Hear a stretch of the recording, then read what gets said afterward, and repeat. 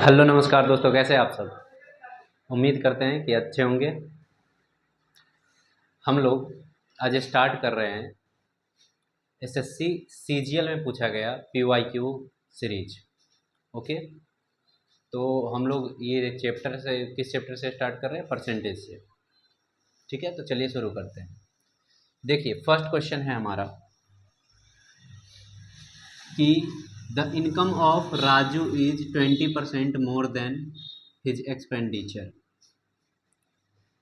If income increased by 60% and expenditure increased by 70%, then what percent does his saving increase or decrease? तो देखिए, सबसे पहले income जो होता है यानी आय जो होता है वो होता है एक्सपेंडिचर प्लस सेविंग। ठीक है, मतलब खर्च प्लस बचत बराबर होता है इनकम। तो अब कह रहा है कि राजू का जो इनकम है उसके खर्च से 20% ज़्यादा है, तो उसका खर्च हम मान लेते हैं 100। ठीक है, और 100 का 20% हम निकालेंगे, 100 का 20% तो 20 ही आएगा। तो इससे 20% ज़्यादा है इसका इनकम, यानी 100 का 20% 20 आएगा। 100 में ऐड कर देंगे तो राजू का इनकम है 120। अब बताइए, इनकम 120 है, एक्सपेंडिचर यानी खर्च 100 है, तो सेविंग क्या होगा? सेविंग होगा 20, पहले केस में। दूसरा केस है कि उसकी आय जो है 60% से बढ़ जाती है। अब ये जो आय है इसकी 60% से बढ़ जाती है। क्या हो जाती है? 60% से बढ़ जाती है। तो 60% से बढ़ने का मतलब है कि पहले जो आय था, पहले जो इनकम था उसका 160% हो जाएगा, और 120 का आप 160% निकालेंगे, 160%, तो परसेंट हटाएंगे तो ये 2 जीरो कैंसिल हो जाएगा, यानी आ जाएगा ये आपका कितना? ये आ जाएगा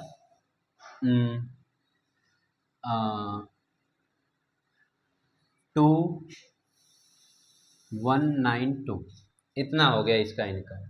और एक्सपेंडिचर कितना बढ़ा है? एक्सपेंडिचर बढ़ा है 70%। 70%, तो एक्सपेंडिचर भी पहले वाले एक्सपेंडिचर का 170% हो जाएगा। तो 100 का 170% निकालेंगे तो 170 ही आएगा। अब यहाँ से देखिए, इनकम है 192, खर्च है 170, तो बचत कितना होगा यानी सेविंग कितना है? तो 192 में से 117 अगर माइनस करेंगे तो आएगा हमारा 22। ठीक है, तो हमसे पूछ रहा है कि उसकी बचत में कितनी प्रतिशत की कमी या बढ़ोतरी हुई है। तो पहले बचत था 20, अब हो गया है 20, यानी 2 रुपया बढ़ गया। तो 2 ऊपर लिखेंगे और पहले जो था 20 वो नीचे लिखेंगे और इसको परसेंटेज में चेंज कर देंगे, तो वही आंसर आ जाएगा। तो यहाँ से अगर सॉल्व करें तो आंसर आ जाएगा हमारा 10% उसका बचत जो है बढ़ गया। ठीक है, तो it increase by 10%। Option C is the answer. Okay,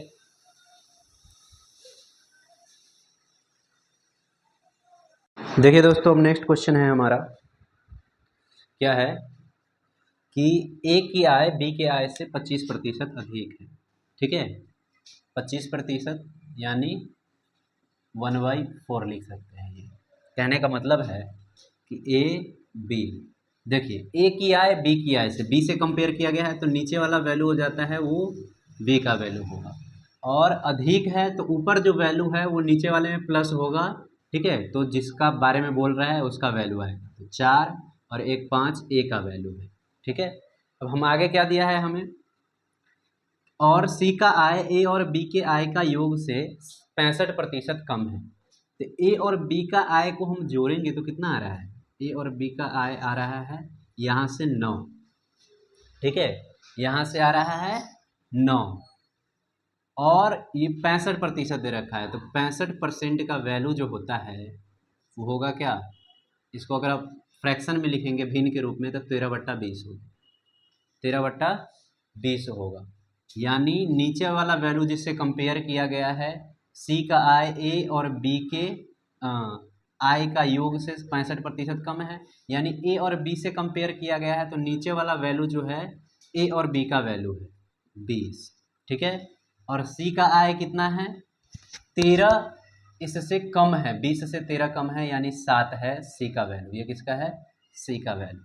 अब देखिए ये ए का वैल्यू, ए प्लस बी का वैल्यू यहाँ 9 है, यहाँ 20 है, तो दोनों दो में अलग अलग है। तो सबसे पहले इसको हमें इक्वल करना होगा। तो इक्वल कैसे कर सकते हैं, हम इस पूरे में 20 से अगर मल्टीप्लाई कर दें, ठीक है, तो ये और इसमें यहाँ जो है इस पूरे में कितना से मल्टीप्लाई कर दें 9 से, तो इक्वल आ जाएगा। देखिए 20 को 9 से मल्टीप्लाई करेंगे तो आएगा 180, और 9 को 20 से करेंगे तो ये भी 180, यानी ए प्लस बी का आय दोनों में सेम आ गया। वही करना होता है। तो यहाँ से देखें तो ए का आय कितना है 20 गुने 5 यानी 100, बी का है 20 गुने 4 यानी 80, और ए प्लस बी का है 20 गुने 9 यानी कि कितना 180, ठीक है, और सी का आय है 7 गुने 9 यानी 63, सॉरी हाँ 63 है। अब हमसे पूछ रहा है, क्या पूछ रहा है कि सी का जो आय है वो ए के आय से कितना प्रतिशत कम है। तो सी का आय है 63 यानी 63, और ए का आय है 100, तो 100 से 63 कितना कम है, 100 से 63 37 कम है, और 37 100 से ए के आय से कंपेयर किया गया है तो 100 नीचे लिखेंगे और इनटू में 100% लिखेंगे। इसको सॉल्व कर देंगे तो आंसर आ जाएगा हमारा 37%, जो कि ऑप्शन डी है।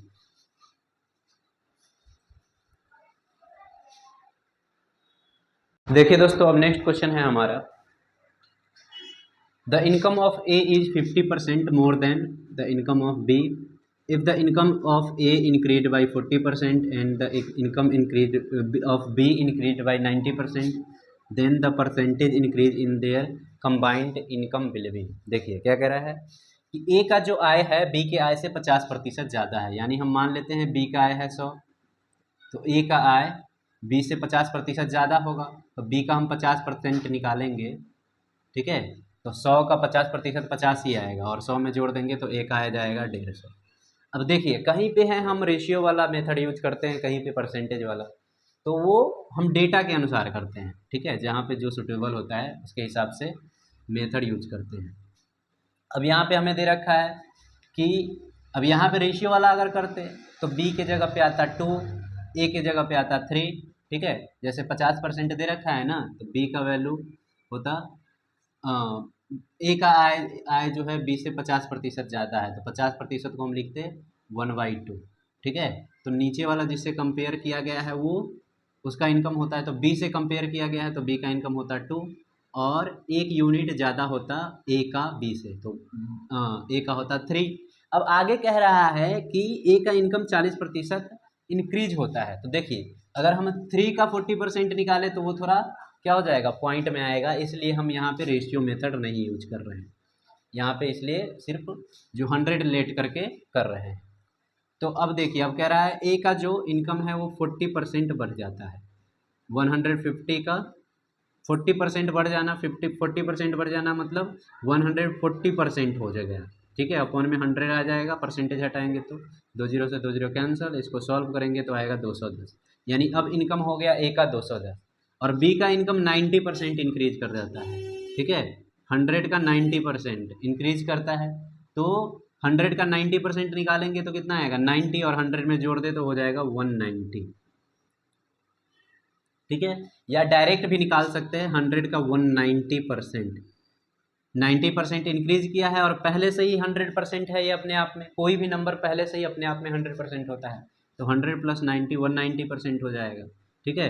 अब हमसे पूछ रहा है कि कंबाइंड इनकम कितना इंक्रीज हुआ, तो देखिए पहले दोनों का कंबाइंड इनकम कितना था 150 + 100 250, अब कितना है कंबाइंड इनकम, दोनों को जोड़ेंगे तो आएगा 400, 400, यानी कितना इंक्रीज हो गया, दो पहले 250 था अब 400 है, यानी 150 बढ़ गया, ठीक है, इसको परसेंटेज में चेंज कर देंगे, सॉल्व करेंगे तो आ जाएगा हमारा कितना 60% आंसर, 60%, जो कि ऑप्शन सी है।